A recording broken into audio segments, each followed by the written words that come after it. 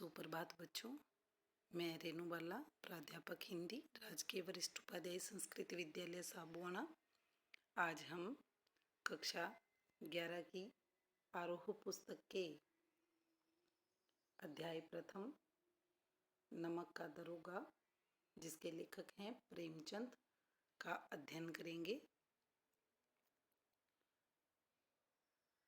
नमक का दरोगा।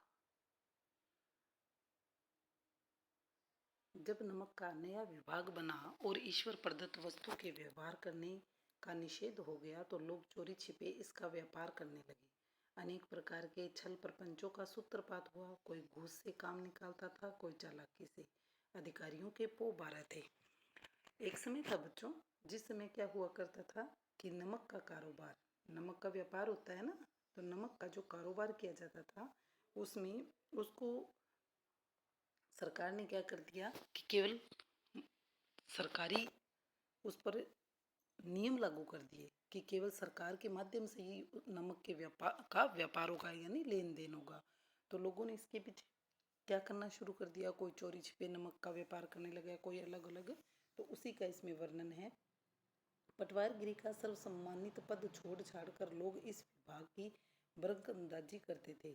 इसके दरोगा पद के लिए तो वकीलों का भी जी ललचाता था। यह वह समय था जब अंग्रेजी शिक्षा और ईसाई मत को लोग एक ही वस्तु समझते थे। फारसी का प्राबल्य था। प्रेम की कथाएं और श्रृंगार रस के काव्य पढ़कर फारसीदा लोग सर्वोच्च पदों पर नियुक्त हो जाया करते थे। मुंशी वसीदर भी जुलेखा की विरह कथा समाप्त करके मजनू और फरहाद के प्रेम वृतांत को नल और नील की लड़ाई और अमेरिका के आविष्कार से अधिक महत्व की बातें समझते हुए रोजगार की खोज में निकले। उनके पिता एक अनुभवी पुरुष थे। समझाने लगे, बेटा, घर की दुर्दशा देख रहे हो, ऋण के बोझ से दबे हुए हैं।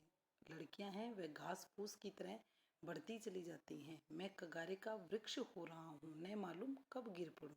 तो जो इसके प्रमुख पात्र हैं वंशीधर, तो वंशीधर के जो पिता थे, मुंशी वंशीधर के जो पिता थे, उन्होंने अपने बेटे को, वो जब नौकरी के खोज के लिए निकले ना बच्चों, तो उनके पिता ने उनको समझाया कि लड़कियां तो घास फूस, यानी कि उनका कहने का मतलब ये था कि जैसे घास फूस होता है उसको ना पानी की आवश्यकता होती है ना खाद की आवश्यकता होती है, लेकिन फिर भी वो बढ़ जाता है। वैसे ही लड़कियां भी क्या है, जल्दी ही शादी करने की उम्र के लायक हो जाती हैं। और मैं कगारे का वृक्ष, कगारे का यानी कि मैं बूढ़ा हो रहा हूँ, कि पता नहीं मैं कब गिर पड़ूं, यानी कि कब मेरी मृत्यु हो जाए। तुम्हें घर के मालिक मुख्तार हो, नौकरी में ओहदे की ओर ध्यान मत देना। यह तो पीर की मजार है, निगाह चढ़ावे और चादर पर रखनी चाहिए। यानी उनके पिता ने उनको समझाया कि निगाह चढ़ावे और चादर पर, यानी कि कोई मतलब रिश्वत के लिए उनके पिता उनको हुक कह रहे हैं कि भाई अगर कोई रिश्वत दे तो उसकी ओर ध्यान रखना। पद की ओर, पद को देख कर ही रिश्वत लोग देते हैं, तो खाली जो तनख्वाह आती है उससे कोई काम नहीं चलेगा। ऐसा काम ढूंढना जहाँ कुछ ऊपरी आय हो। मासिक वेतन तो पूर्णमासी का चांद है जो एक दिन दिखाई देता है और घटते घटते लुप्त हो जाता है। यानी जैसे कि पूर्णिमा का चांद एक दिन पूरा दिखाई देता है और धीरे धीरे उसका रूप छोटा होता रहता है, वैसे ही जो मासिक वेतन मिलता है, तनख्वाह मिलती है, वो भी क्या है, धीरे धीरे समाप्त हो जाती है। ऊपरी आय तो बहता हुआ स्रोत है जिससे सदैव प्यास बुझती है। वेतन मनुष्य देता है, इसी से उसमें वृद्धि नहीं होती। ऊपरी आमदनी ईश्वर देता है, इसी से उसमें बरकत होती है। और तुम स्वयं विद्वान हो, तुम्हें क्या समझाऊं। इस विषय में विवेक की बड़ी आवश्यकता है। मनुष्य को देखो, उसकी आवश्यकता को देखो और अवसर को देखो, उसके उपरांत जो उचित समझो करो। गरज वाले आदमी के साथ कठोरता करने में लाभ ही लाभ है, लेकिन बेगरज को दांव पर पाना जरा कठिन है। इन बातों को निगाह में बांध लो, यह मेरी जन्म भर की कमाई है। इस उपदेश के बाद पिताजी ने आशीर्वाद दिया। वंशीधर आज्ञाकारी पुत्र थे। ये बातें ध्यान से सुनी और तब घर से चल पड़े। इस विस्तृत संसार में उनके लिए धैर्य अपना मित्र, बुद्धि अपनी पथ प्रदर्शक और आत्मा अवलंबन ही अपना सहायक था। लेकिन अच्छे शकुन से चले थे, जाते ही जाते नमक विभाग के दरोगा पद पर प्रतिष्ठित हो गए। वेतन अच्छा और ऊपरी आय का तो ठिकाना ही न था। वृद्ध मुंशी जी को सुख संवाद मिला, फूले न समाये, यानी बहुत अधिक प्रसन्न हो गए, क्योंकि उनकी तो इच्छा पूरी हो गई थी कि उनका बेटा ऐसे पद पर लगा था जहाँ ऊपरी आय है। महाजन कुछ नरम पड़े, कलवार की आशा लता लहलाई, पड़ोसियों के हृदय में शूल उठने लगे। जाड़े के दिन थे, रात का समय। नमक के सिपाही चौकीदार नशे में मस्त थे। मुंशी बंशीधर को यहाँ आए अभी 6 महीनों से अधिक न हुए थे, लेकिन इस थोड़े से समय में उन्होंने अपनी कार्यकुशलता और उत्तम आचार से अफसरों को मोहित कर लिया था। अफसर लोग उन पर बहुत विश्वास करने लगे। नमक के दफ्तर से 1 मील पूर्व की ओर जमुना बहती थी। उस पर नावों का एक पुल बना हुआ था। दरोगा जी किवाड़ बंद किए मीठी नींद से सो रहे थे। अचानक आंख खुली तो नदी के प्रवाह की जगह गाड़ियों की गड़गड़ाहट और मल्लाहों का कोलाहल सुनाई दिया। उठ बैठे। इतनी रात गाड़ियां क्यों नदी के पार जाती हैं? अवश्य कुछ न कुछ गोलमाल है। तर्क ने भ्रम को पुष्ट किया। वर्दी पहनी, तमंचा जेब में रखा और बात की बात में घोड़ा बढ़ाए हुए पुल पर आ पहुंचे। गाड़ियों की एक लंबी कतार पुल के पार जाती दिखी। डांट कर पूछा, किसकी गाड़ियां हैं? थोड़ी देर तक सन्नाटा रहा। आदमियों में कानाफूसी हुई। तब आगे वाले ने कहा, पंडित आलोपीदीन की। तो बंशीधर ने कहा, कौन पंडित आलोपीदीन? दातागंज के। मुंशी बंशीधर चौंके। पंडित आलोपीदीन इस इलाके के सबसे प्रतिष्ठित जमींदार थे। लाखों रुपए का लेन देन करते थे। इधर छोटे से बड़े कौन ऐसे थे जो उनके ऋणी न हो। व्यापार भी बड़ा लंबा चौड़ा था। बड़े चलते पुर्जे आदमी थे। अंग्रेज अफसर उनके इलाके में शिकार खेलने आते और उनके मेहमान होते। 12 मास सदाव्रत चलता था। मुंशी जी ने पूछा, गाड़ियां कहाँ जाएंगी? उत्तर मिला, कानपुर। लेकिन इस प्रश्न पर कि इनमें क्या है, सन्नाटा छा गया। दरोगा साहब का संदेह और भी बड़ा। कुछ देर तक उत्तर की बाट देखकर वह जोर से बोले, क्या तुम सब गूंगे हो गए हो? हम पूछते हैं इनमें क्या लदा है? जो इस बार भी कोई उत्तर न मिला तो उन्होंने घोड़े को एक गाड़ी से मिलाकर बोरे को टटोला। भ्रम दूर हो गया। यह नमक के ढेले थे। पंडित आलोपीदीन अपने सजीले रथ पर सवार कुछ सोते कुछ जागते चले आते थे। अचानक गई गाड़ी वालों ने घबराए हुए आकर जगाया। बोले, महाराज, दरोगा ने गाड़ियां रोक दी हैं और घाट पर खड़े आपको बुलाते हैं। पंडित आलोपीदीन का लक्ष्मी पर अखंड विश्वास था। वह कहा करते थे, संसार का तो कहना ही क्या, स्वर्ग में भी लक्ष्मी जी का ही राज्य है। उनका यह कहना यथार्थ ही था। न्याय और नीति सब लक्ष्मी के ही खिलौने हैं। इन्हें वह जैसे चाहती है नचाती है। लेटे ही लेटे गर्व से बोले, चलो हम आते हैं। यह कहकर पंडित जी ने बड़ी निश्चिंतता से पान के बीड़े लगाकर खाए। फिर लिहाफ ओढ़े हुए एक दरोगा के पास आकर बोले, बाबूजी, आशीर्वाद कहिए, हमसे कौन सा ऐसा अपराध हुआ कि गाड़ियां रोक दी गई? हम ब्राह्मणों पर तो आपकी कृपा दृष्टि रहनी चाहिए। बंशीधर रुखाई से बोले, सरकारी हुक्म। पंडित आलोपीदीन ने हंसकर कहा, हम सरकारी हुक्म को नहीं जानते और न सरकार को। हमारी सरकार तो आप ही हैं। हमारा और आपका तो घर का मामला है। हम कभी आपसे बाहर हो सकते हैं? आपने व्यर्थ कष्ट उठाया। यह हो नहीं सकता कि इधर से जाएं और इस घाट के देवता को भेंट न चढ़ावें। मैं तो आपकी सेवा में स्वयं ही आ रहा था। वंशीधर पर ऐश्वर्य की मोहिनी वंशी का कुछ प्रभाव न पड़ा। ईमानदारी की नई उमंग थी। कड़क कर बोले, हम उन नमक हरामों में नहीं जो कोड़ियों पर अपना ईमान बेचते फिरते हैं। आप इस समय हिरासत में हैं। आपका कायदे के अनुसार चालान होगा। बस मुझे अधिक बातों की फुर्सत नहीं है। जमादार बदलू सिंह, तुम इन्हें हिरासत में ले चलो, मैं हुक्म देता हूँ। पंडित आलोपीदीन स्तंभित हो गए। गाड़ी वालों में हलचल मच गई। पंडित जी के जीवन में कदाचित यह पहला ही अवसर था कि पंडित जी को ऐसी कठोर बातें सुननी पड़ी। बदलू सिंह आगे बढ़ा, किंतु रोब के मारे यह साहस न हुआ कि उनका हाथ पकड़ सके। पंडित जी ने धर्म को धन का ऐसा निरादर करते कभी न देखा। विचार किया, यह भी उद्दंड लड़का है, माया मोह के जाल में अभी नहीं पड़ा है। धर्म ने धन का, धर्म यानी पंडित मुंशी वंशीधर क्या थे? अपना फर्ज, अपना कर्तव्य निभा रहे थे। और इधर जो पंडित आलोपीदीन थे, उनको क्या था? पैसे का घमंड था भी, मैं पैसा देकर अपना कोई भी काम करवा लूंगा। माया मोह के जाल में अभी नहीं पड़ा है, अल्लड़ है, झिझकता है। बहुत दीन भाव से बोले, बाबू साहब, ऐसा न कीजिए, हम मिट जाएंगे, इज्जत धूल में मिल जाएगी। हमारा अपमान करने से आपके हाथ क्या आएगा? हम किसी तरह आपसे बाहर थोड़ी ही हैं। वंशीधर ने कठोर स्वर में कहा, हम ऐसी बातें नहीं सुनना चाहते। आलोपीदीन ने जिस सहारे को चट्टान समझ रखा था, वह पैरों के नीचे से खिसकता हुआ मालूम हुआ। स्वाभिमान और धन ऐश्वर्य को कड़ी चोट लगी, किंतु अभी तक धन की सांख्यिक शक्ति का पूरा भरोसा था। अपने मुख्तार से बोले, लाला जी 1,000 के नोट बाबू साहब को भेंट करो।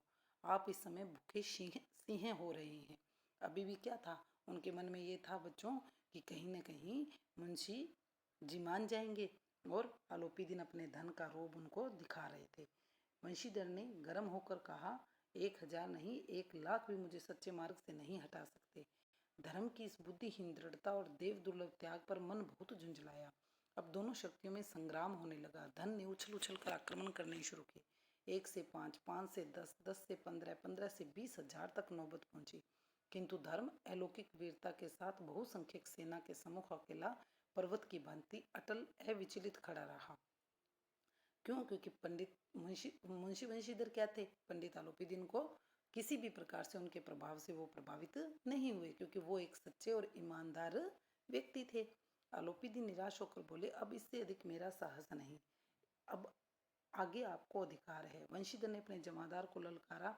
बदलू सिंह मन में दरोगा जी को गालियां देता हुआ पंडित आलोपी दिन की ओर बढ़ा। पंडित घबराकर 2-3 कदम पीछे हट गई और अत्यंत दीनता से बोले, बाबू साहब ईश्वर के लिए मुझ पर दया कीजिए, मैं 25,000 पर निपटारा करने को तैयार हूँ। असंभव बात है, 30,000 पर किसी तरह भी संभव नहीं। क्या 40,000 पर भी नहीं?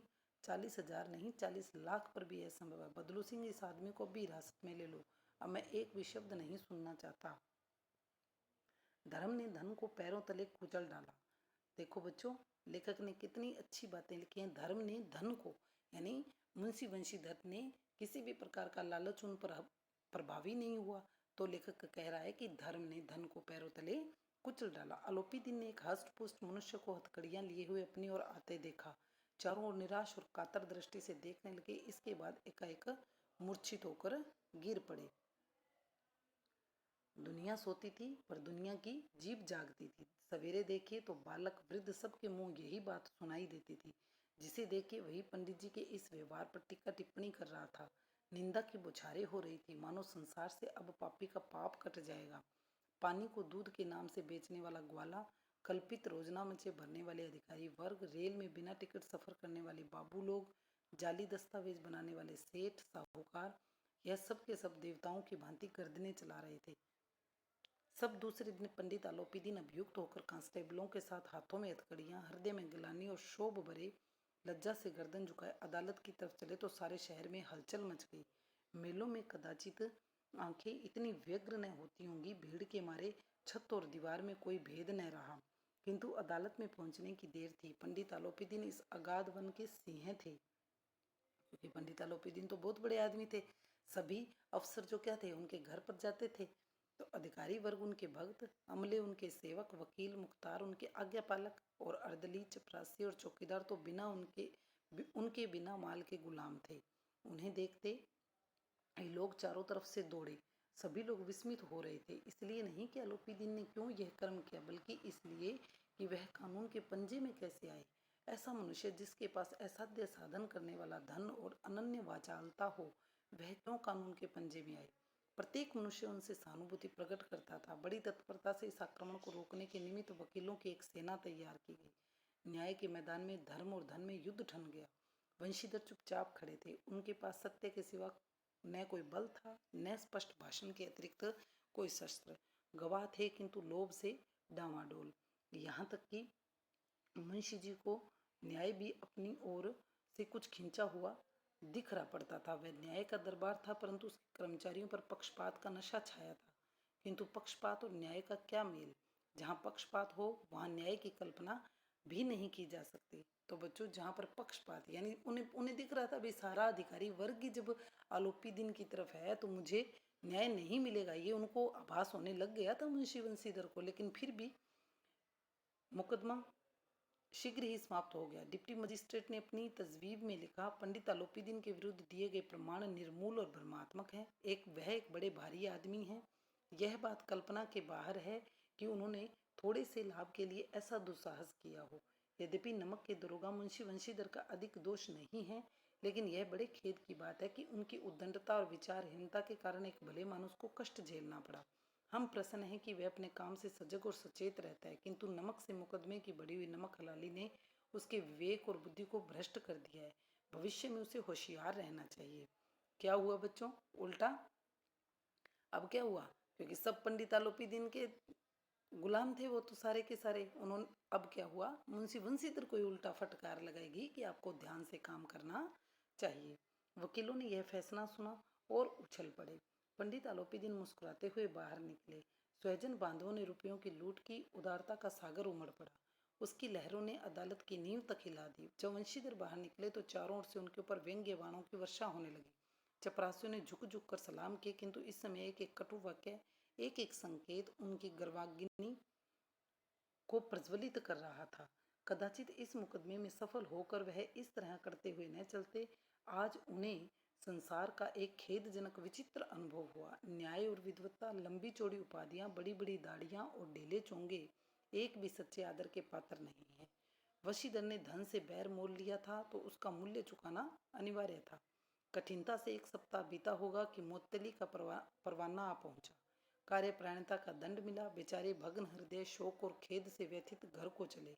बूढ़े मुंशी जी तो पहले ही कुड़बुड़ा रहे थे कि चलते चलते इस लड़के को समझाया था, लेकिन इसने एक न सुनी, सब मनमानी करता है। हम तो कलवार और कसाई के तगादे सही बुढ़ापे में भक्त बनकर बैठे और वहां बस वही सूखी तनख्वाह। हमने भी तो नौकरी की है, कोई ओहदेदार नहीं थे, लेकिन काम किया, दिल खोल कर किया। आप ईमानदार बनने चले हैं। घर में चाहे अंधेरा हो, मस्जिद में अवश्य दिया जलाएंगे। खेद ऐसी समझ पर, पढ़ना लिखना सब अकारत हो गया। इसके थोड़े ही दिनों बाद जब मुंशीधर इस दुरावस्था में घर पहुंचे तो बूढ़े पिताजी ने समाचार सुना तो सिर पीट लिया। बोले, जी चाहता है कि तुम्हारा और अपना सिर फोड़ लूं। बहुत देर तक पछता पछता कर हाथ मलते रहे। क्रोध में कुछ कठोर बातें भी कहीं। यदि वंशीधर वहां से टल न जाते तो अवश्य ही क्रोध विकट रूप धारण करता। वृद्धा माता को भी दुख हुआ। जगन्नाथ और रामेश्वर यात्रा की कामनाएं मिट्टी में मिल गई। पत्नी ने तो कई दिनों तक सीधे मुंह से बात तक नहीं की। इसी प्रकार एक सप्ताह बीत गया। संध्या का समय था। बूढ़े मुंशी जी बैठे राम नाम की माला जप रहे थे। इसी समय उनके द्वार पर सजा हुआ रथ आकर रुका। हरे और गुलाबी पर्दे, पछियां बैलों की जोड़ी, उनकी गर्दनों में नीले धागे, सींगे पीतल से जड़ी हुई। कई नौकर लाठियां कंधों पर रखे साथ थे। मुंशी जी अगवानी को दौड़े। देखा तो पंडित आलोपीदीन है। झुककर दंडवत की और लल्लो चप्पो की बातें करने लगे। हमारा भाग्य उदय हुआ जो आपके चरण इस द्वार पर आए। आप हमारे पूज्य देवता हैं। आपको कौन सा मुंह दिखाएं? मुंह में तो कालिक लगी हुई है, किंतु क्या करें, लड़का अभागा कपूत है, नहीं तो आपसे क्यों मुंह छिपाना पड़ता। ईश्वर ने संतान चाहे रखे पर ऐसी संतान न दे। आलोपीदीन ने कहा, नहीं भाई साहब, ऐसा न कहिए। मुंशी जी ने चकित होकर कहा, ऐसी संतान को और क्या कहूँ। आलोपीदीन ने वात्सल्यपूर्ण स्वर में कहा, कुल तिलक, पुरुषों की कीर्ति उज्जवल करने वाला, संसार में ऐसे कितने धर्मपरायण मनुष्य हैं जो धर्म पर अपना सब कुछ अर्पण कर सके। पंडित आलोपीदीन ने वंशीधर से कहा, दरोगा जी, मुझे इसे खुशामद न समझिए। खुशामद करने के लिए मुझे इतना कष्ट उठाने की जरूरत न थी। उस रात को आपने अपने अधिकार बल से मुझे अपनी हिरासत में लिया था, किंतु आज मैं स्वेच्छा से आपकी हिरासत में हूँ। मैंने हजारों रईस और अमीर देखे, हजारों उच्च पदाधिकारियों से काम पड़ा, किंतु मुझे परास्त किया तो आपने। मैंने सबको अपना और अपने धन का गुलाम बनाकर छोड़ दिया। मुझे आज्ञा दीजिए कि आपसे कुछ विनय करूं। वंशीधर ने आलोपीदीन को आते देखा तो उठकर सत्कार किया, किंतु स्वाभिमान सहित समझ गए कि यह महाशय मुझे लज्जित करने और जलाने आए हैं। क्षमा प्रार्थना कर चेष्टा नहीं की। वन उन्हें पिता की यह ठकुर सुहाती बात ऐसे प्रतीत होती, पर पंडित जी की बातें सुनी तो मन की मैल मिट गई। पंडित जी की ओर उठती दृष्टि से देखा, सद्भाव झलक रहा था। गर्व ने अब लज्जा के सामने सिर झुका दिया। शर्माते हुए बोले, यह आपकी उदारता है जो ऐसा कहते हैं।